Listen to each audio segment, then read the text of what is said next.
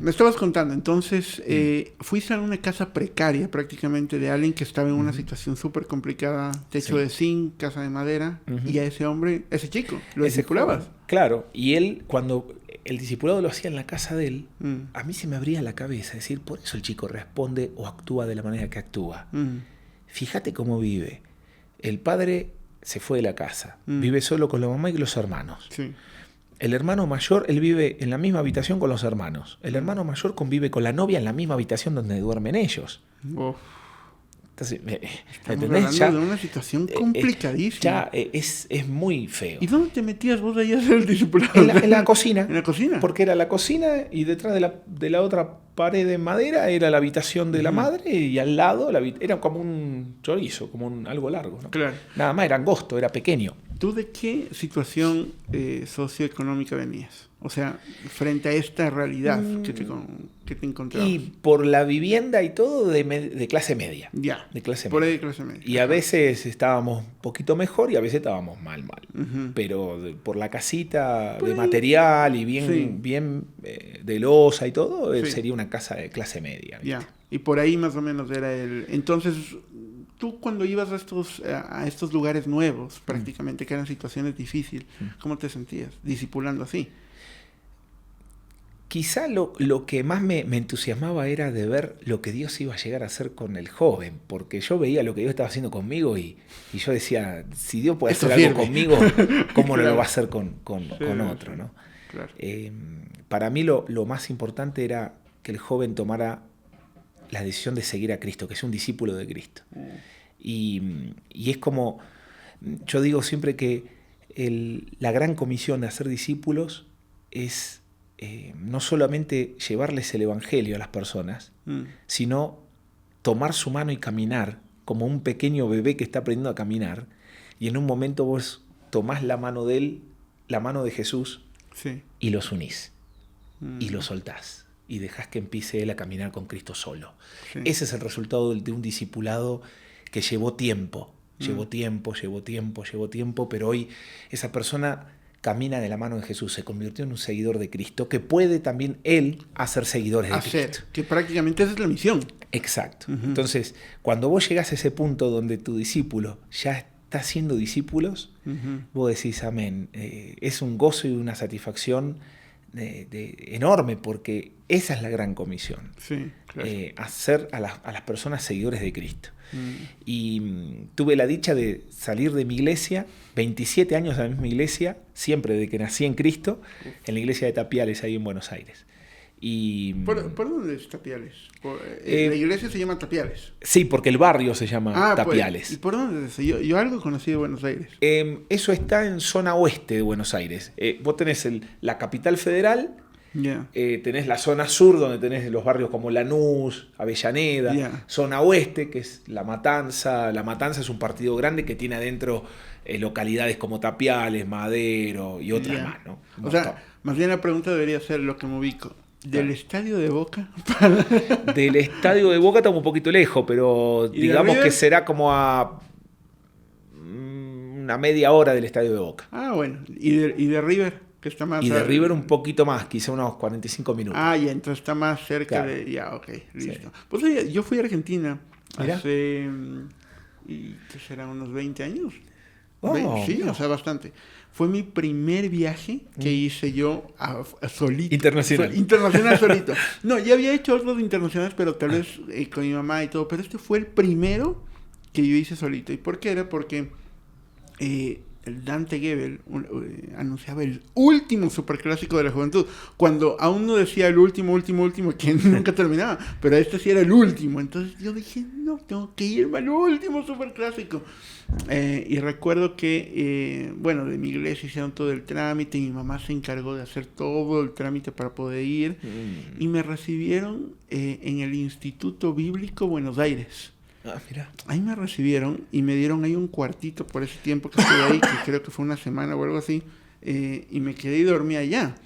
Y claro, fui al evento y todo, pero me recibió una iglesia, me recibió un grupo de jóvenes y un chico que hoy por hoy ya no tengo mucho contacto, pero en Messenger pues tenía un poco más de contacto y todo. Sí.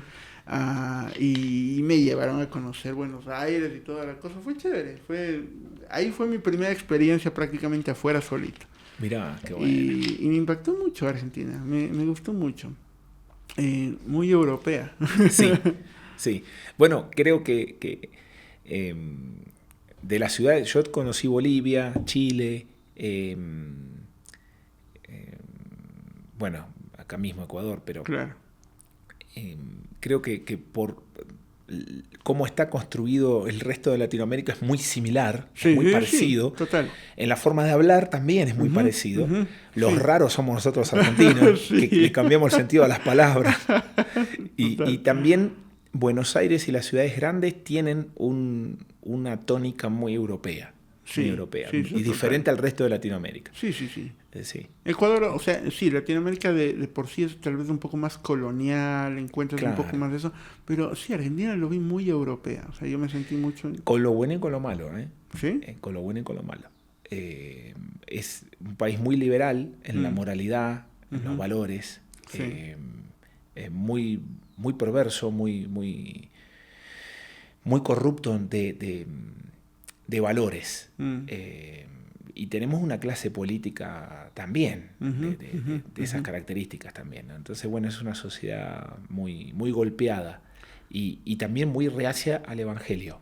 Sí, pero aún así creo que ha habido muchos tiempos de avivamiento increíbles en Argentina. Sí. Y hoy por hoy pues la iglesia argentina entiendo que está también muy fuerte levantándose, pero yo me pongo a pensar para los chicos, que hay algunos chicos que hoy por hoy están estudiando en el instituto. Es difícil estar hoy por hoy en Argentina con el tiempo liberal que se está viviendo. Y yo no puedo imaginarme cómo era hace 20 años y cómo es ahora. Porque me encontraba con personas que dicen, no, tú llegas ahí y ves directo y de frente a lo que es el LGTBI y todo eso, pues, pero de frente bien claro, y no hay nadie que les diga nada ni nada. No, claro. O sea, no hay nada que... Bueno, es que está metido en el seno escolar desde el jardín. Sí. De una manera muy fuerte. Entonces, hoy los educadores están adoctrinando a los niños de Argentina a toda esta ideología de que ellos no son niños o niñas. Eso se lo dijo la partera a su mamá y su mamá se lo dijeron a ellos. Pero en realidad ellos no son ni varones ni mujeres. Y que ellos tienen que decidir qué quieren ser después. Eso es parte del contenido de la ESI en Argentina. Pero es el mismo de Europa. Por eso yo decía con lo bueno y con lo malo claro. de lo que es Europa, ¿no? Toda esta calamidad moral que yo digo de mi país con tristeza es una copia de Europa, ¿no? Y creo que a Latinoamérica muchas de las cosas que llegan por la punta de lanza que son países como México o Argentina. Y desde ahí se hace como un tipo sándwich, ¿no? Sí. De ahí empieza a correr al resto. Yo veo que acá está muy frenado el tema porque también hay una cultura muy católica y muy evangélica, muy fuerte. Entonces la gente, aunque no esté convertida a Cristo, tiene valores cristianos muy arraigados de tradición. Entonces, ¿pero en Argentina no? No. Para nada, no se siente eso. En Argentina vos lo tenés en las provincias, en los pueblos, pero no en las grandes ciudades. Ahí prácticamente es un tema liberal. ¿O ateos? Sí. ¿Mucho ateo? Sí, o gnosticismo también. Tenés una falsa religiosidad, porque la gente, si le preguntás, ¿crees en Dios? Quizá el 50% te puede llegar a decir que sí, pero en cuanto empezás a dialogar un poquito más o a escarbar un poquito más, te das cuenta que no tiene ningún valor en cuanto... O sea, ¿qué me importa si Dios dice algo? ¿No? Claro, básicamente recibís esa respuesta y bueno. Yo sí he visto que este aspecto liberal pues se lo ve claramente. No sabía esto de los niños que prácticamente desde la escuela ya les están diciendo, pero hablar de esos temas, hoy por hoy, hablar acá que vas a dar una charla, hablarlo allá debe ser aún más difícil. Yo, por ejemplo, algo le he seguido a Agustín Laje, entonces, y veo a veces este tipo de cosas que se enfrentan, y es muy duro un debate en Argentina sobre estos temas. Sí, o sea, más acá. Sí, pero te digo, en Argentina, aún así, vos encontrás que son las minorías, como en todo el mundo, ¿no? Se repite el mismo patrón. Son las minorías las que reclaman estos derechos. Cuando hablas con la gente en la calle, la gente te dice, no, esto es una basura, esto es un engaño, esto es una tontería. ¿Quién va a creer en esta tontería? Entonces nadie hace nada porque dice, no, sí, esto es una tontería. Claro, la ideología de género es un conjunto de ideas anticientíficas. Entonces, cualquiera, no importa si es cristiano o no, cualquiera que escucha lo que plantea, con un poquito de conocimiento de ciencia, dice, no, para un momento. Están diciendo un disparate. Esto es una burrada, una tontera. Esto no lo cree nadie. Y entonces nadie sale a defender valores. Entonces, ¿qué se escuchan en los medios? Los medios son financiados por el colectivo LGTB está financiado por grandes corporaciones. Sí. ¿Y con qué fin? Bueno, desde el año 70, si uno estudia un poquito de dónde viene todo esto, viene de parte de los países más poderosos de analizar y de comprender que después de las dos grandes guerras del siglo XX y del cambio de paradigma en cuanto a los derechos laborales en el mundo, el avance de la ciencia médica, o sea, muchos factores se combinan y dicen, si seguimos con esta mejora de la calidad de vida, que el empleado ahora solo trabaja 8 horas por día, que ya no son esclavos en minas, donde antes el varón, que era el que trabajaba en las minas, moría a los 40 años en promedio, hoy el hombre vive hasta los 80 en promedio, 70 y pico, hay mejor salud, hay mejores planes de salud, de todo. Claro. No hay grandes guerras donde en 5 o 6 años mueren 40 millones de personas. Claro. Entonces, la población mundial se va a desmadrar. Los recursos son limitados y cada vez la demanda de recursos es mayor porque hay más personas en el planeta. Claro. Esto va a colapsar.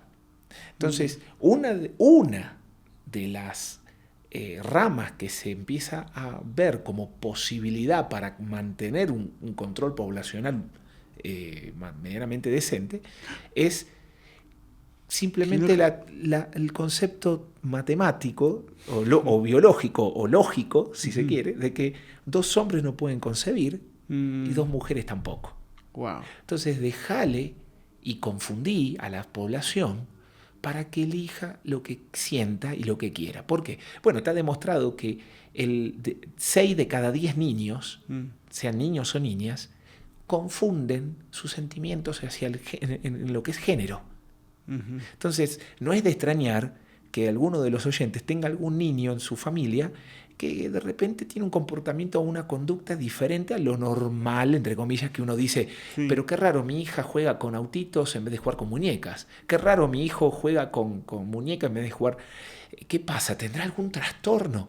No, está definiendo su identidad y si no tiene una buena figura paterna y materna en el hogar, porque los dos son fundamentales para formar esto, el niño se confunde. Esa confusión la tienen los niños. Y 6 el de Estado, cada 10. Sí. 6 de cada, o sea, es un tema normal, claro, que se puede dar. Pero eso antes, ¿qué se hacía? Los padres, a veces muy estrictos, los castigaban a los chicos, les mostraban otra forma de hacer. No juegue con muñecas, le ¿qué prohibían, le pasa? Ajá. Claro. Sí. Pero en realidad no es nada no pasa por el maltrato, pasa por enseñarle. El niño ve a ti como padre y te guía y te sigue. Va a ir aprendiendo de ti. Entonces no necesitas que le grites o que lo maltrates. Pero el Estado sabe también esto, y los estados y las corporaciones grandes saben que si no se hace un control poblacional, el mundo va a la quiebra, por decirlo de alguna manera. ¿Esto qué trae? Trae como estrategia, Estados Unidos era súper legalista en cuestiones de valores hasta los 70. A partir de los 70 se hace una liberación en donde esto del mes del orgullo gay, por ejemplo, claro, que lo estamos viendo justo ahorita, es promovido desde los Estados Unidos al resto del mundo. Pero en Estados Unidos se abre el abanico de esto y la posibilidad de que cualquiera puede manifestarse en esto y déjalo. Que la gente se confunda, que los niños se confundan. ¿Por qué? Hoy, mirá hasta lo que se llega hoy que sucede en Holanda y en muchos países de Europa, incluyendo España, que está terrible. Sí. En Canadá, que vos podés ir preso si confundís el género de una persona.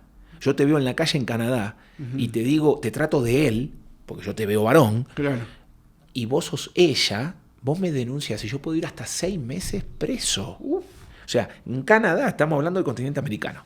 ¿Y entonces qué lo va a hacer? Entonces, bueno, en Suecia, porque primero habilitaron los baños mixtos, después claro, la siguiente ley que salió fue que por ley los hombres tienen que ser sentados. No, ¿me estás diciendo en serio? Sí, y ¿sabés cuál es el punto? Si vos lo pensás, o sea, tiene cierta lógica. Nosotros somos medios cochinos, ¿no? Total, sí. Entonces, si vamos a compartir baño con las mujeres, claro, la mejor manera de evitar chiporrotear todo es hacer sentado. Claro, por ese lado vos lo ves. Pero vos fíjate cómo están denigrando al ser humano aún que el Estado se está metiendo en esas libertades individuales. El problema de la ideología de género es que está estatizado. ¿Por qué? Porque si no lo promueve el Estado y a través de la fuerza del Estado no se impone, esto no tiene asidero. Nadie toma en serio la ideología de género, porque es un absurdo. Es un absurdo en cuanto a las neurociencias. Va en contra de la psicología, va en contra de la biología, va en contra de todas las ciencias antropológicas. Entonces, si no es el Estado que lo impone, esto no tiene manera de instalarse en ninguna sociedad. O sea, no tiene ningún soporte, hablemoslo así. Exacto. O sea, y a veces, o sea, lo ponemos como, no, es que ustedes son cristianos y se basan únicamente en el tema de la Biblia y todo. Estamos dejando de un lado el tema de la Biblia. No, yo ni toco el tema de la Biblia. Estamos hablando solamente en el ámbito psicológico, físico. Exacto. ¿Y sabes por qué no toco el tema de la Biblia en este punto? Porque cuando vos tocas esto en ámbitos que no son cristianos, básicamente ya cerraste la conversación. Claro. Ya está. Sí. ¿Por qué? Vos sos un homofóbico, sos un cristiano, con vos no hablo más. Claro. Entonces yo no toco el asunto de la Biblia. ¿Por qué? Porque la misma creación de Dios, la ciencia es el descubrimiento del conocimiento. El hombre no hace ciencia. Sí. El hombre descubre la ciencia y la pone en práctica. Que es diferente. Es lo mismo que la matemática. La matemática es una ciencia dura. Sí. Yo soy ingeniero y cuando vos estudias matemática, a mí me encanta la matemática y la física. Y todas esas cuestiones matemáticas y físicas son descubrimientos. Sí. Todas son descubrimientos. El hombre descubre y utiliza. ¿Sí?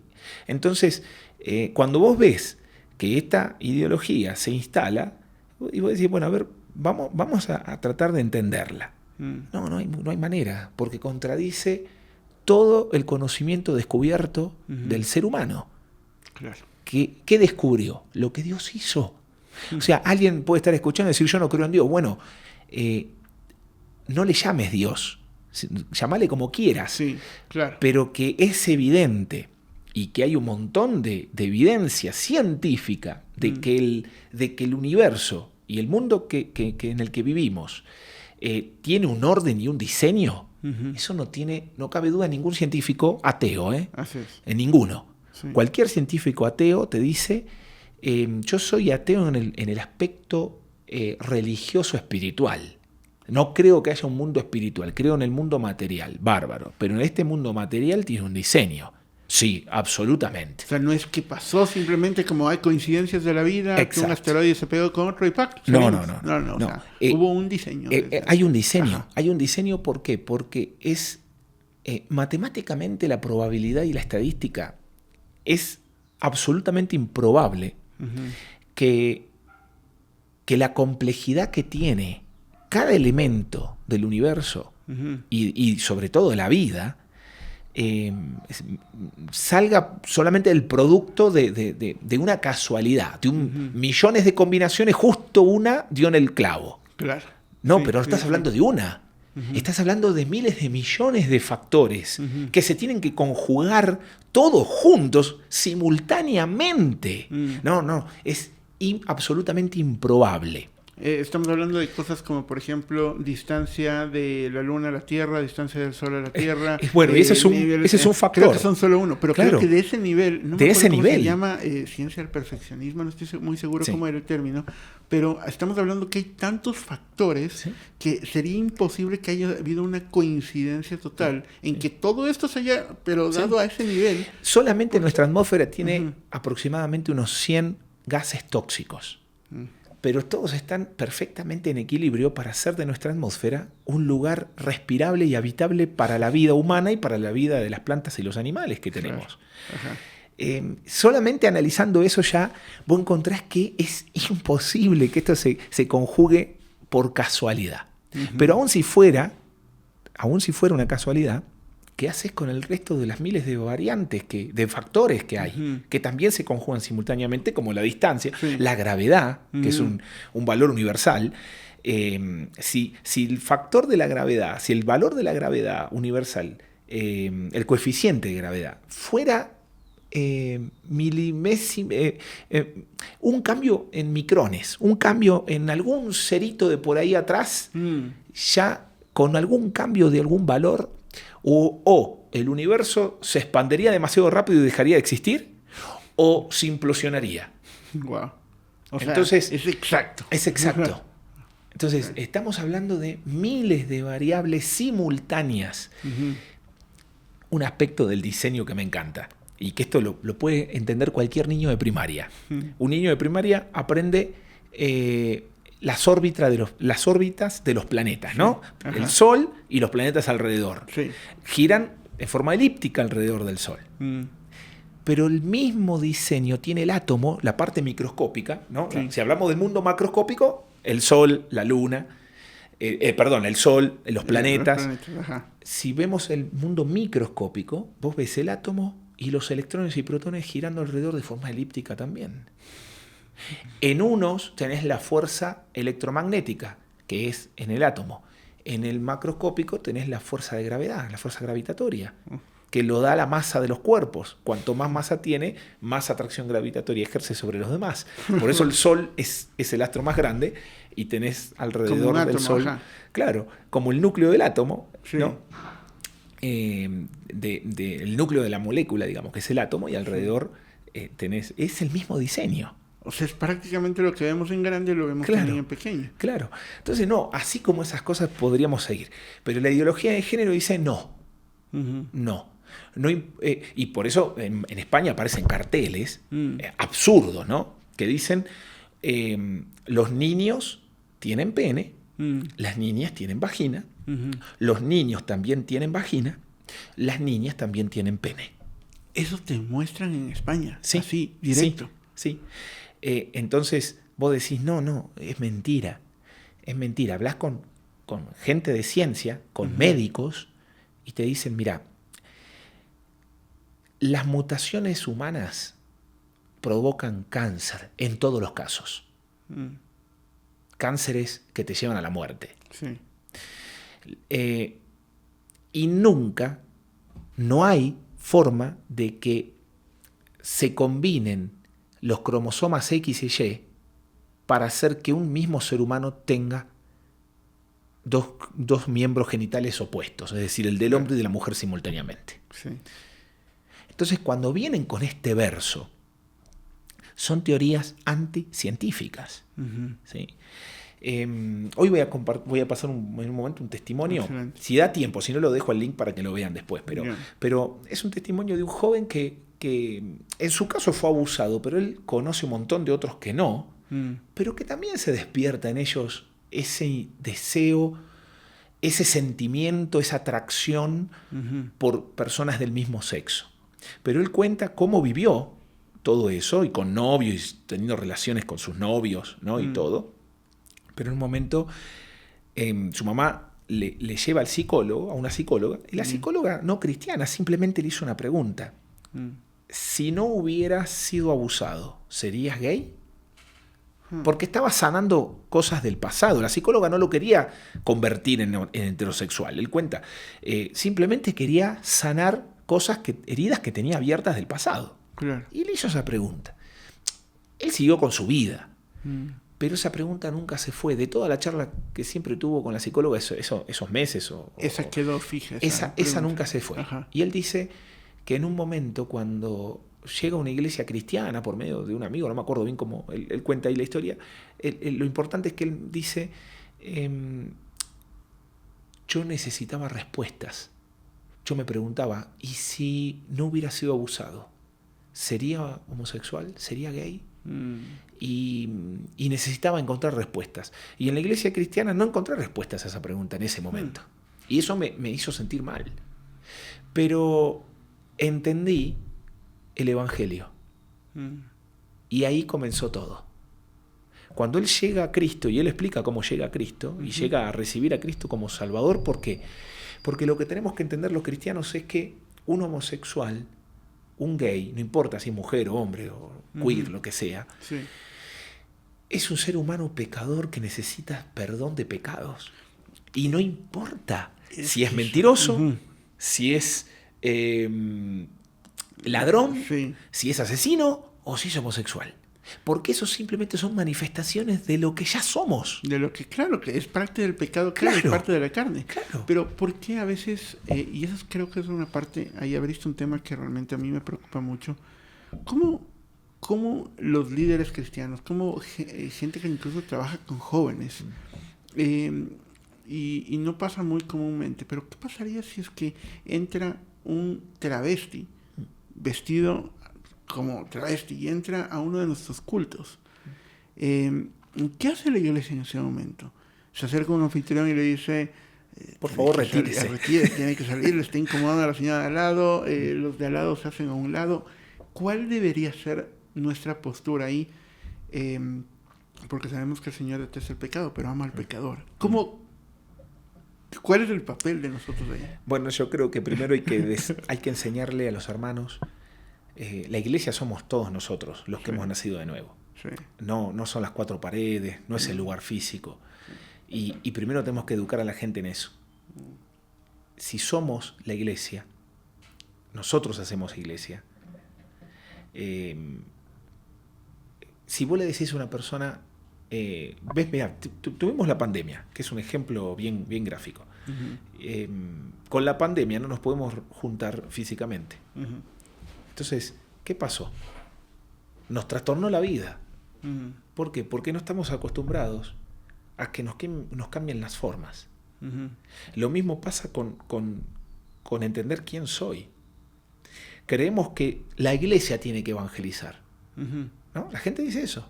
El pastor tiene que evangelizar. La iglesia tiene que ayudar al pobre. Sí. La iglesia tiene que juntar ofrendas. A ver, hermano querido, usted es la iglesia. Usted tiene que evangelizar. Yo tengo que evangelizar. Yo tengo que dar. Usted tiene que dar. La iglesia es usted y yo. Claro. No los líderes. Cuando dicen la iglesia y se ponen en tercera persona, estás confundido. La gran comisión, las ofrendas, el servicio, el liderazgo, parte y es inicio y es fin de el cristiano, que eres tú y yo. Que somos todos, claro. Entonces, somos la iglesia. Entonces, primero eso, hay que reeducarnos en eso. Entonces, si yo estoy bien educado en eso y entra un publicano y pecador, como llama la Biblia, a aquellos que eran judíos que habían traicionado a su nación por el Imperio Romano, porque de repente un publicano cobraba impuestos, pero claro, tenía un estatus de vida mucho mejor que el resto de la población judía. Porque era un lamebotas del Imperio Romano, claro. Pero era un traidor a su nación. Entonces al publicano se lo odiaba. Era un judío, pero era execrable. Claro. Ahora, Mateo era un publicano. Y era parte de los discípulos. Él llega a Cristo, él deja su trabajo de publicano, pero vos que encontrás que Jesús comía con publicanos y pecadores, no porque aprobara su pecado, sino porque los quería convertir. Cuando habla con la mujer adúltera, que la pusieron ahí para apedrearla, era una trampa. Era adúltera, claro que sí. ¿Y el hombre dónde estaba? ¿Con qué estaba adulterando? ¿Con una sombra? Ah, claro. No. Claro. Dice que la agarraron en el mismo acto del adulterio. Bueno, ¿y el hombre dónde está? ¿Entendés?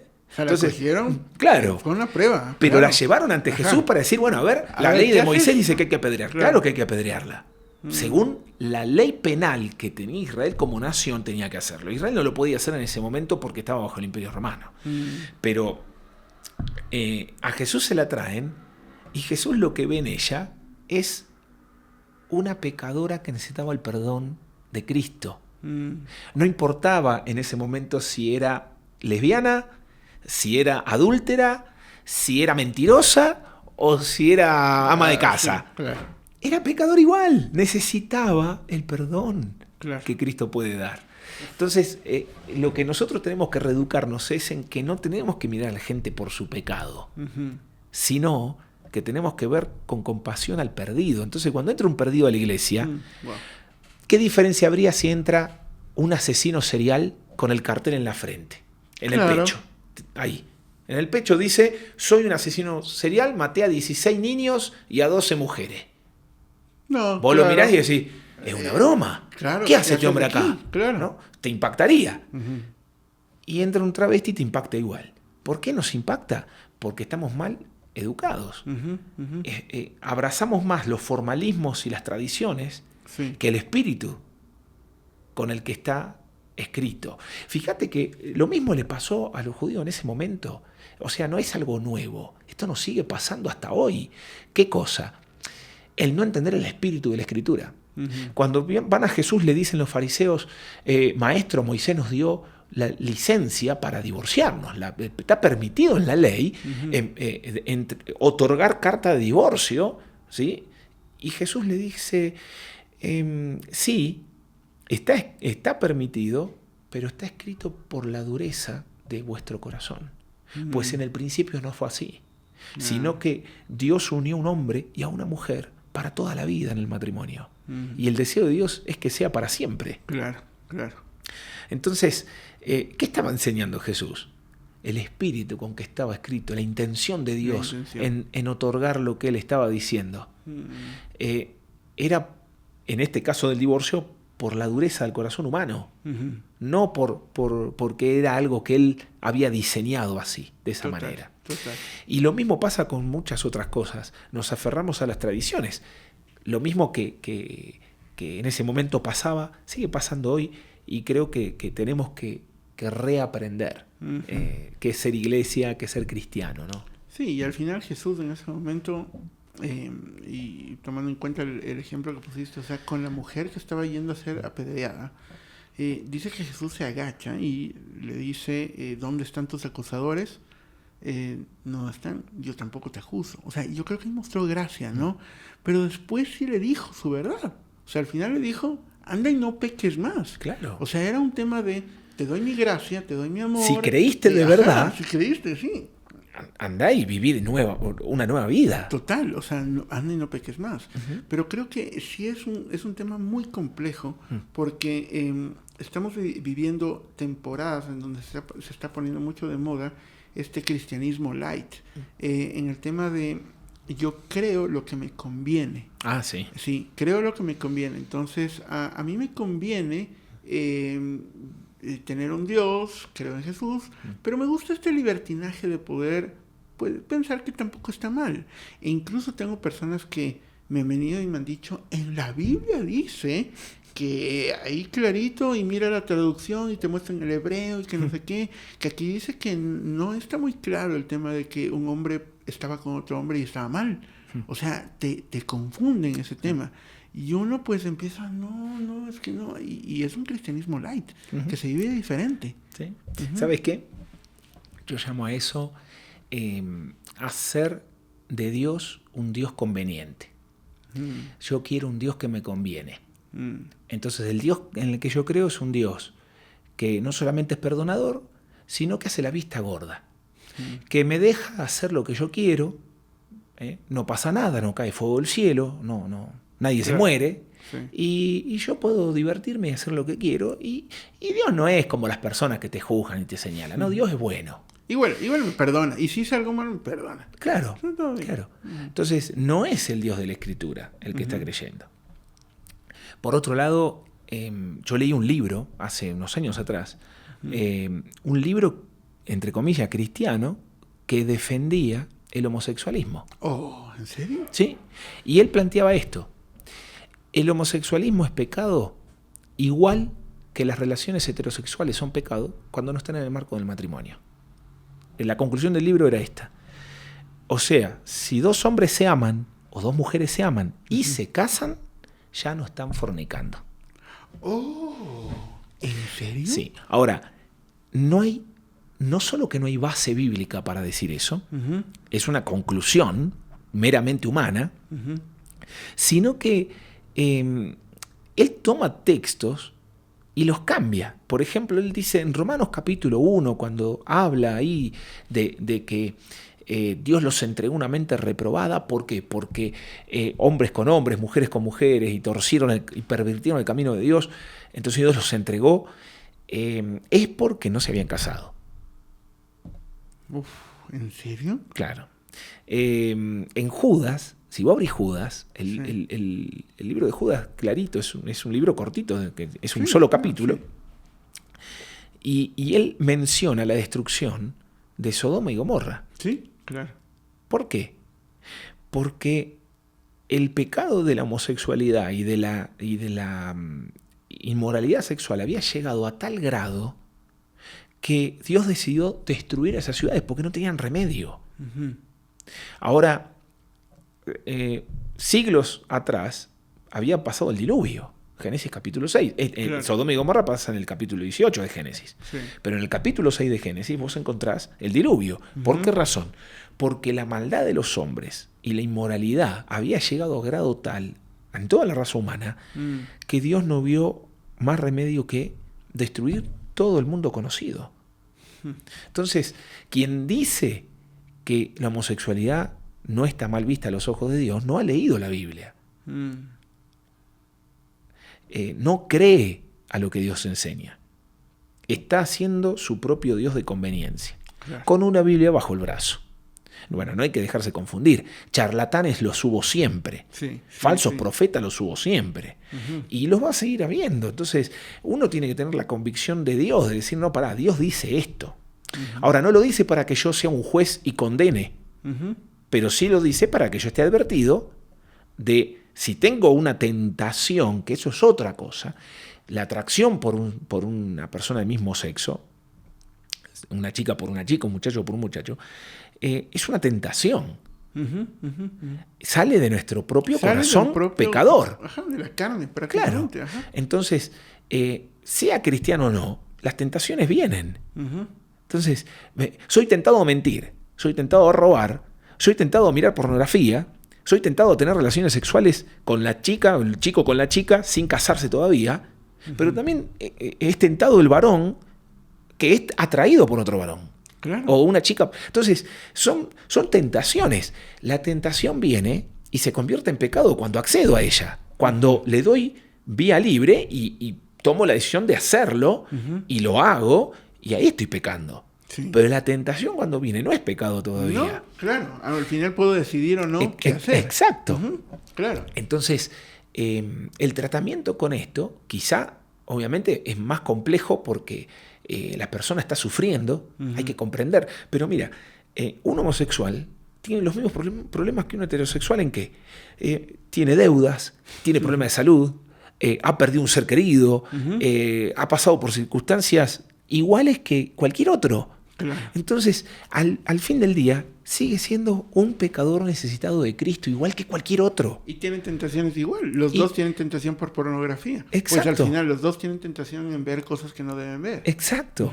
Entonces, este joven, este testimonio que yo te comentaba, él dice, a mí me cambió la vida cuando entendí mi identidad en Cristo, que soy nueva criatura, que las cosas viejas pasaron, que fui amado y elegido por Dios desde antes de la fundación del mundo.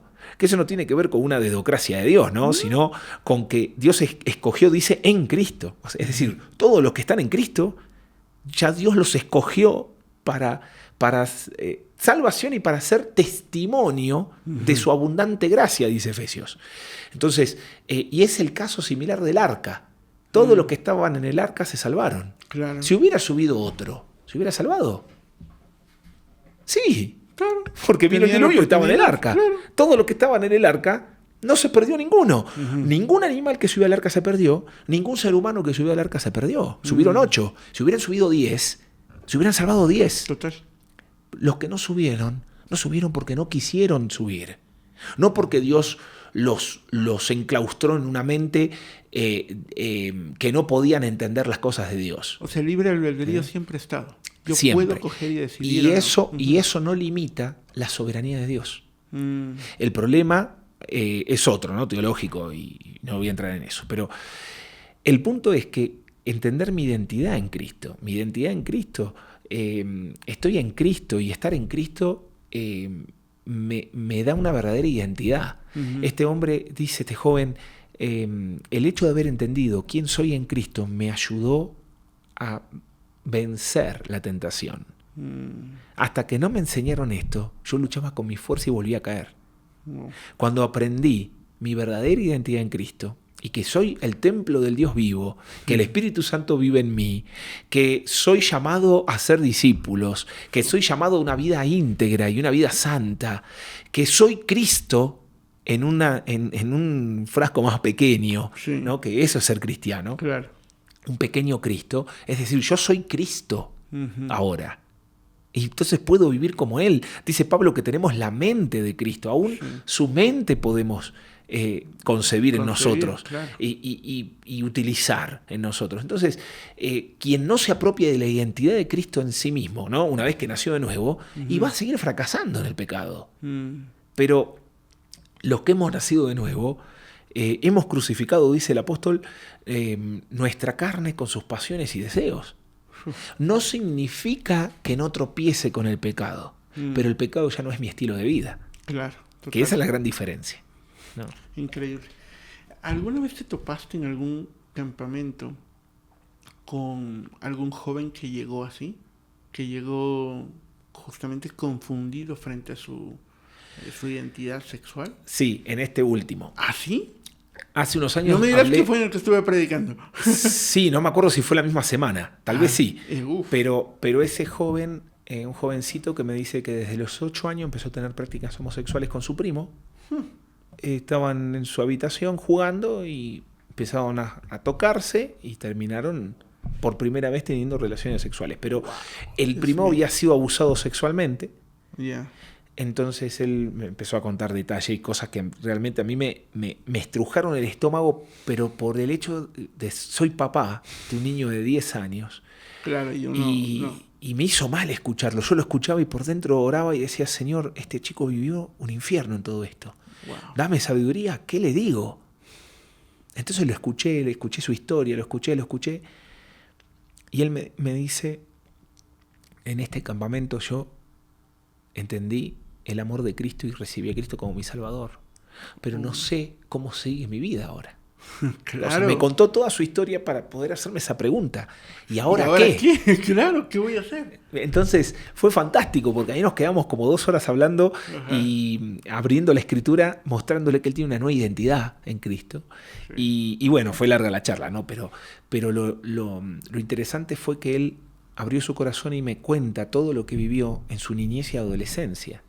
Bueno. Y algo que me encanta compartir de eso, porque he hablado con otros también y pasa lo mismo, es vos cuando estás viviendo de esa manera, vos sabés en tu interior, aunque vos todavía no tenés a Dios, que algo no cierra, algo no funciona, algo no está del todo bien. Uh-huh. Pero él me decía que era feliz. Sí. Entonces le digo, pero me dijiste que era feliz.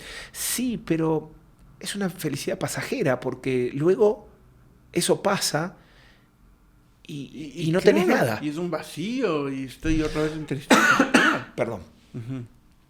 Entonces, y la mayoría reconoce esto.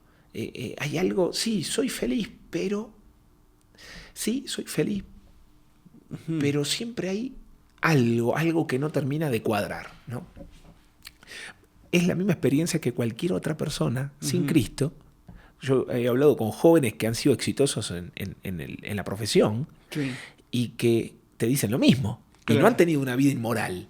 Pero en todo mi éxito siempre sentía que algo no cerraba. Yo me acuerdo mucho del testimonio de Omar Catalán. Omar Catalán fue un jugador de fútbol de primera división en Argentina. Omar Catalán. Omar Catalán. Sí. Lo tenés que invitar a esto por Uy, Zoom.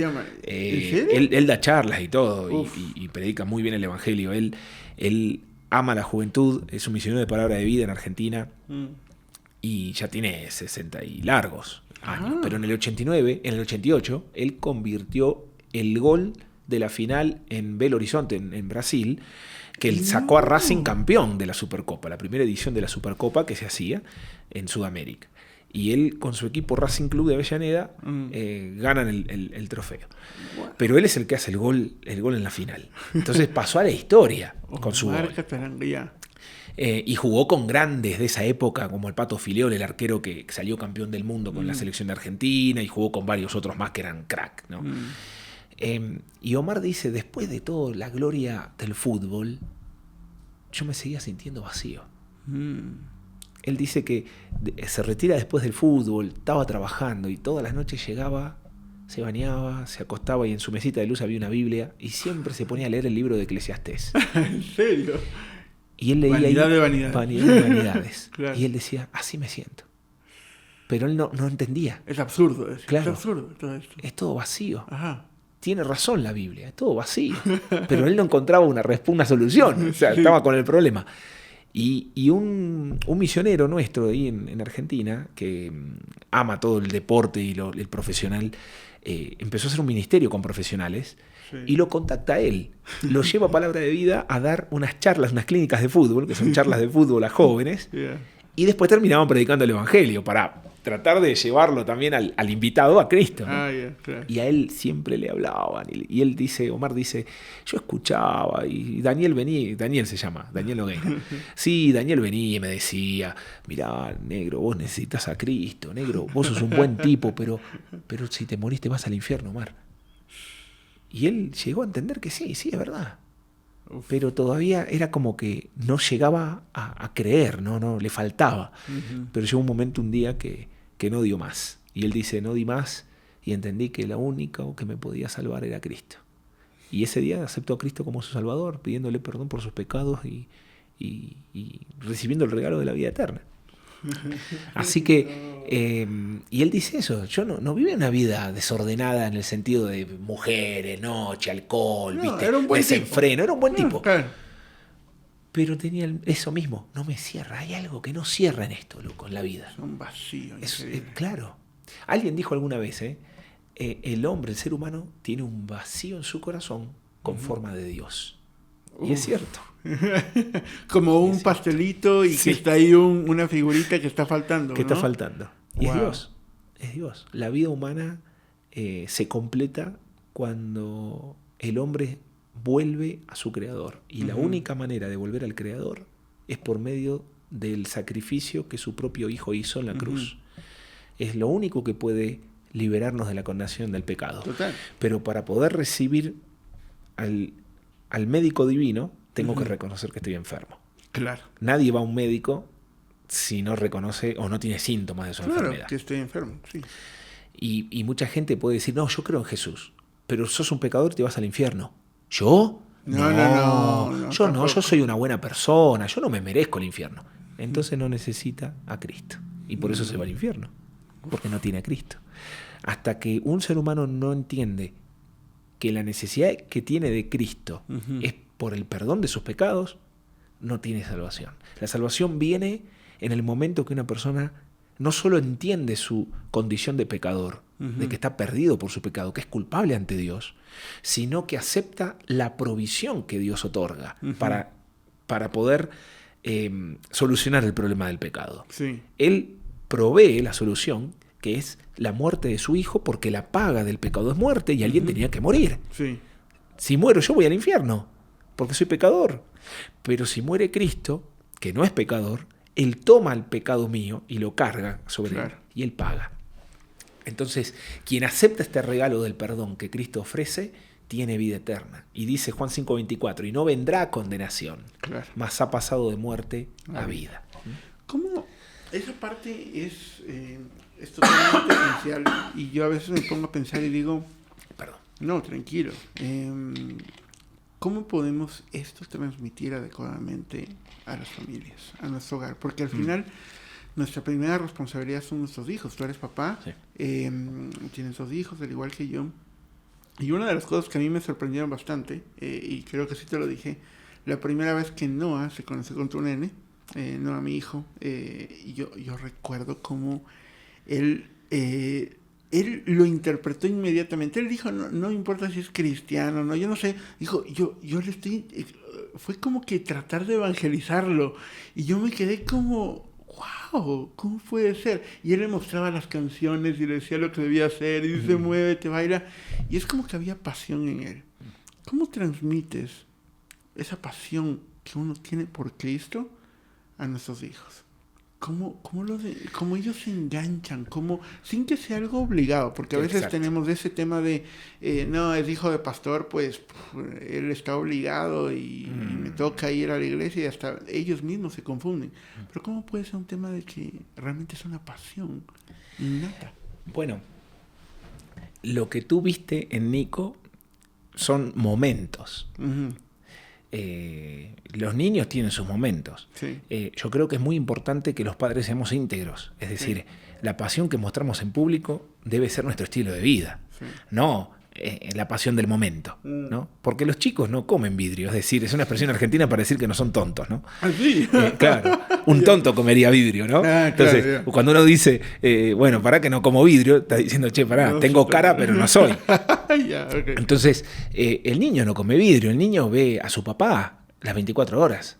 Entonces, vos podés pararte adelante con corbata o con una vestimenta formal y decir yo soy el pastor y hablas correcto y no gritas, pero en casa gritas, miras cualquier programa televisivo, no tienes límites y los chicos ven eso. Claro. Pero también el chico es un ser humano y puede ver en su papá un hombre correcto, íntegro, apasionado y sin embargo él decir yo no quiero eso. Mis hijos me han dicho muchas veces, yo quiero ser un misionero, y otro tanto de veces me han dicho, yo no quiero ser un misionero. O sea, ¿y qué ven? Ven siempre lo mismo. Claro. Pero son personas. Son personas. Estamos en el campamento, ellos siempre buscamos de hacerlos parte sin que sea una obligación. ¿Y cómo? Mira, desde que nacieron, tanto Nico como Abby, siempre subieron al auto, al carro, en la parte de atrás, su sillita, bien ajustado todo, y a viajar. Tenemos que ir a tal provincia, vamos a predicar. Y cuando fueron ya viendo o hablando o conversando con nosotros, era siempre con entusiasmo los preparamos. Tal día nos vamos a ir a tal lugar porque vamos a compartir del Señor a personas que no le conocen. Entonces es prepararlos, es hablarles, pero también hay que hacerlo divertido. Entonces en el viaje mi esposa siempre bien astuta, audaz, compra revistas para pintar. O sea, hay que hacer una inversión. A veces uno está apretado de dinero. Mirá, es mejor dejar de pagar el Netflix, pero proveer de herramientas que bendigan prácticas, a tus hijos. Ajá, ¿viste? Que sean prácticas divertidas, claro. Entonces, aún si uno está apretado de dinero, no importa, pero hay que invertir en cosas que ellos disfruten el paseo, el viaje, que es un paseo para ellos viajar con los padres.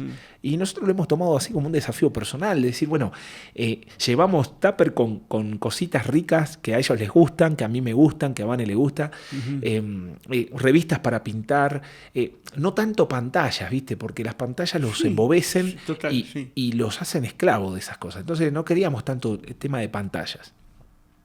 Si bien ellos usan, ¿no? Y todo, pero con límite y límite de horario, no solamente de contenido. Sí. Pero los viajes a veces eran bien largos, 14, 16 horas. Era lo normal. En Argentina, y te estoy hablando de Buenos Aires a Córdoba. Uf.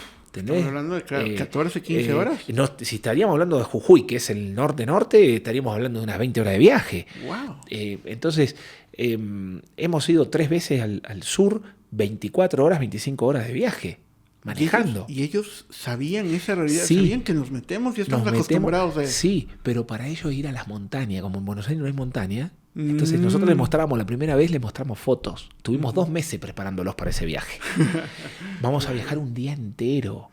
Vamos a viajar. Entonces los íbamos preparando para eso. Sí. Cuando llegó el viaje, ida y vuelta, no tuvimos ningún problema. Ni se marearon, no vomitaban, no se quejaban. Y cuando llegamos, y que estoy aburrido, nada. Pero claro, el viaje era divertido. Claro, tenías que hacerlo divertido. Íbamos jugando, íbamos charlando, ellos se ponían a pintar, dormían. Y para nosotros como matrimonio era fantástico, porque de 12 de la noche que se quedaban dormidos hasta 5 o 6 de la mañana que salía el sol y se despertaban, eran 5 horas que yo iba manejando y Vane haciéndome mate y charlábamos lo que no charlábamos por ahí en la casa. Claro, lo que no podemos en verdad. Porque charlas cuánto en casa, una horita, un rato, sin interrupción. No, te pasa también. No, es increíble. Con Angie nosotros sabemos estar desesperados, decimos no, y empezamos a hablar y el uno llora. Y después empezamos, no. Y cuando te va a acostar, ella quiere hablar y vos estás muerto del todo el día. Decís, ¿Qué dijiste? ¿Viste? No entendí nada. Sí. Pero en esos viajes nosotros aprovechamos a compartir y hablar un montón. Claro, entonces era bueno para nosotros, pero era bueno también para ellos. Y siempre con ese espíritu de equipo. Yo creo que hay que generar eso en ellos. Somos un equipo, somos familia. Familia Viti, ¿viste? Entonces, familia Viti, somos misioneros, somos misioneros. Pero una identidad. Claro. Entonces, no es sobreactuar. Es realmente vivirlo de esa manera. Ellos saben que sus padres son genuinos cuando lo hacen o cuando no lo son. Sí. O sea, un niño identifica cuando un papá no es genuino. Sí, que ellos se dan cuenta. Y creo que es muy importante transmitir eso, ¿no? No la obligación, tenemos que ir a la iglesia, vestite bien. Sí. No vas a decir esto en la iglesia que me haces quedar mal, ¿eh? Eso no es. Sí. Mira, yo tengo que ser íntegro en todos lados. Entonces yo a mi hijo en mi casa le digo, no digas eso que está mal. Si fue en la iglesia y lo dijo, alguien viene y me dice, su hijo dijo esto. Gracias por decírmelo. Así puedo tratar este pecado con él. Y me siento después a hablar con él como si hubiera sido en casa. Sí. Si ameritaba en casa darle paleta, recibirá paleta también. Claro. O sea, ¿cuándo amerita el castigo? Cuando fue enseñado y no obedeció. Claro. Nunca le podés disciplinar en algo que nunca le enseñaste. No sabía. Claro. Ajá. Ahora, ya lo sabe, lo hace, tiene que ser castigado. Entonces, no tenemos que cambiar las formas hay que cuidar el protocolo, el testimonio. Mira, el testimonio es lo que soy y lo que soy. El testimonio es lo que se ve, es lo que se escucha.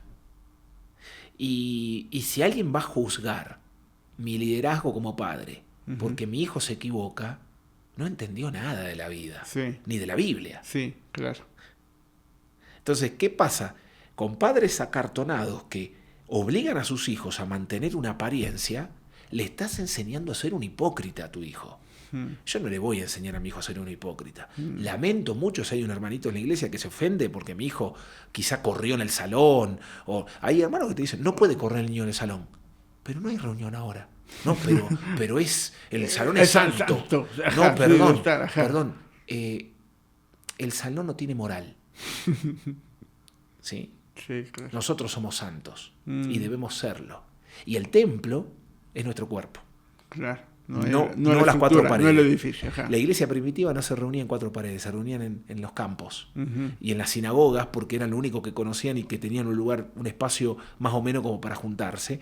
Si se lo permitían, si la sinagoga se había cristianizado, si no, era en el patio de la casa de alguien o en algún otro lugar donde podían, se reunían. Y cuando Jesús predicaba, seguramente los niños corrían. Claro. Sí, o sea, estamos hablando de... Entonces, tomar esas estructuras e instalarlas de esta manera genera un legalismo tan tóxico que tóxico porque intoxica la fe del niño y el niño dice, ¿esto es ser cristiano? Yo no quiero ser así.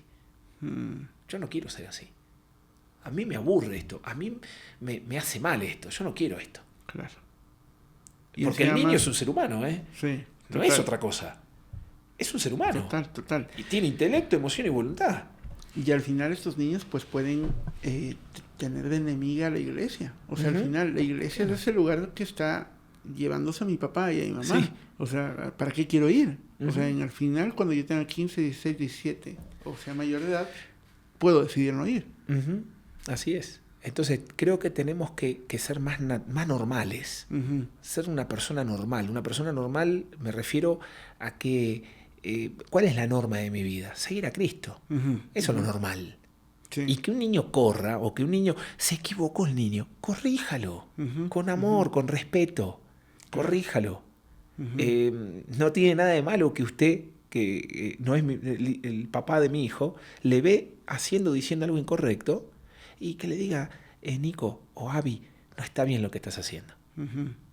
Al contrario, me está ayudando. Claro. Y después me lo puede venir a decir, ¿sabe qué? Su hijo dijo esto, hizo esto. Gracias por decirme. Sí, también le quiero decir que yo le di esta respuesta o le corregí de esta manera. Claro. Muchas gracias. Eso lo voy a valorar un montón. Un montón. Creo que como cristianos tenemos que cuidarnos unos a otros, porque es el mandato bíblico, ¿no? De cuidarnos unos a otros. Y hacer esto es cuidarnos. Claro, también es un tema de familia. Estás cuidando a la familia, estás cuidando a tu prójimo, ¿no? Mi querido, una última pregunta, y esta pregunta tiene hasta su sonido, verás. Es una pregunta intrigante. Aguanta, a ver si la pongo. A ver, la voy a poner de nuevo, para que sea más intrigante. Muy bien, dice 2 Corintios 12:10. Te pruebo. No, mentira. 2 Corintios 12:10 dice que Pablo lo compartía y decía, cuando soy aún más débil, entonces soy fuerte. ¿Cuál es la debilidad que hoy por hoy, que en toda tu vida ha sido la más latente, la más fuerte, y que Dios lo ha utilizado como una fortaleza? Que hoy por hoy tú eres fuerte en medio de esa debilidad. Mi carácter. ¿Sí? Mi carácter. Tengo mi carácter sin el control del Señor es un carácter áspero, duro, fuerte y hace sentir mal a los demás, a quien sea. Me cuesta imaginarte así. O sea, te veo y yo sé que eres colérico. Sí, tienes un carácter colérico. Y mi carácter es la fortaleza. ¿Por qué? Porque Dios usa mi carácter para su obra. Claro. Y para llevar adelante el ministerio que puso en mis manos, ¿no? Y creo que es gracias a ese carácter también. Claro. Pero creo que es mi mayor debilidad. Es con lo que más lucho. A veces no me doy cuenta y respondo de una manera que de repente alguien no se da cuenta, pero yo me doy cuenta que estuvo mal. Y creo que es con lo que más lucho. Con lo que más lucho. No, pero de hecho, si no tuvieras el carácter que tienes, sería difícil hablar de los temas que hablas y con la pasión que hablas. O sea, al final es una fortaleza en sí increíble. Sí, o sea, no muchos pueden hacerlo. Porque está en control del Señor. Pero al mismo tiempo, claro, seguramente te pudo haber traído malos momentos. Sí. Claro que sí. Sí, así es. Wow. Emi, ha sido un placer tenerte acá, en verdad. Lamento mucho que hayamos tenido el problema en el intro, pero bueno, los que escucharon al inicio van a escucharlo suavito, pero después se van acostumbrando y ya cambia un poco el audio. Pero ha sido lindo encontrarte acá. No sé en dónde te puede encontrar la gente, redes sociales. No hablamos nada, o sea, creo que podríamos tener otro capítulo tranquilamente porque no hablamos de palabra de vida, no hablamos muy bien de lo que hacen, de lo que van a hacer. Bueno, tenemos mucho que charlar. Pero, ¿dónde te pueden encontrar? Bueno, en el Facebook de Palabra de Vida, pdb.ecuador, ahí en Facebook. Sí. También en Instagram, ¿no? Perdón, el que dije fue el de Instagram. El de Facebook es palabraDeVida.ecuador. Ya, perfecto. Y bueno, ahí van a encontrar nuestro ministerio junto con el equipo de misioneros, los campamentos, las publicaciones. Ahora estamos con la ficha de inscripción para la temporada cierra. Tenemos Semana de Niños. Por ahora tenemos una, pero estamos dispuestos a abrir una segunda Semana de Niños si fuera necesario. Y también vamos a tener una temporada de jóvenes increíble. Ya tenemos una semana completa llena y otra que ya está casi por cerrarse. Para agosto. Sí, y tenemos 2 semanas que tenemos lugar todavía para seguir llenando, ¿no? Pero estamos reanimados y contentos de todo lo que viene. Hemos tenido giras con renacidos con yoga infantil en estos meses que han pasado hasta ahora y vemos la buena mano de Dios abriendo colegios y escuelas y lugares donde podemos presentar el Evangelio abiertamente, ¿no? Es una maravilla. Yo que he estado ahí en los campamentos y puedo recomendar, o sea, si es que hay un papá que quiere enviar a un joven a un campamento, o sea, envíale la palabra de vida, porque realmente es hermoso. Sí. Y si te escriben a ti, le pasás directamente nuestro WhatsApp. Por supuesto. Y no hay ningún problema para atenderles o canalizarles con la persona que corresponda. ¿Y a redes sociales personales? ¿Cómo te encuentras? Emiliano Vitti, siempre uso mi nombre y apellido simple. Emiliano Vitti. Buenísimo. Sí. Gracias, Emi, por este tiempo. Ha sido buenísimo estar acá. Y les recordamos a todos que nos pueden encontrar en Spotify y en YouTube. Igual estamos en los dos lugares. Y nos vemos en el siguiente episodio. Gracias a todos. Topes.